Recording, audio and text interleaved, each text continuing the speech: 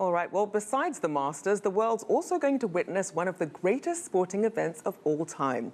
The Olympic Games will kick off this summer in Brazil. Now, it was supposed to be a major economic coup for the country. However, it's turning into anything but. Paulo Cabral explains why. In the run-up to the FIFA World Cup 2 years ago, thousands of Brazilians took to the streets to protest, saying a country with so many problems shouldn't spend billions of dollars on a big sporting event. As the 2016 Olympics in Rio de Janeiro approaches, citizens aren't complaining as much about the project, and now most of the work seems to be on schedule for the competition. So the question remains, what will be the impact of the country's current political turmoil, with anti-government protests and an ongoing impeachment process that could affect preparations? Just a few days ago, the sports minister, George Hilton, was replaced in a politically driven cabinet shuffle. Analysts say this shouldn't bring new problems.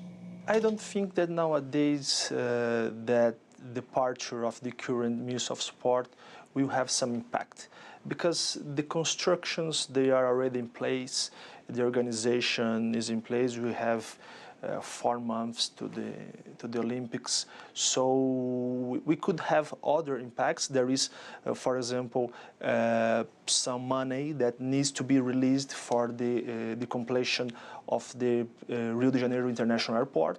This is a situation going on, but in terms of the Ministry of Sport, I don't see any impact right now. To add to this crisis, there is also the Zika virus. The government says it's working to have the Aedes aegypti, the mosquito that carries the disease, under control in time. But even if that happens, the fear of the disease has already traveled around the world and scared tourists and athletes. I can imagine somebody that is outside Brazil, he just read and see on TVs about corruption, about political situation, about Zika virus, about violence. Of course, it makes more difficult for the people to come. Actually, we are losing a lot. I don't think the Games will be a failure. I believe on the 15 days of the Olympic Games and Pan American Games, it will be a huge success, but it's too short for an event of this size. We could have done much more before and also after the event. In spite of the political and economic challenges facing Brazil, the 2016 Olympic Games will go on.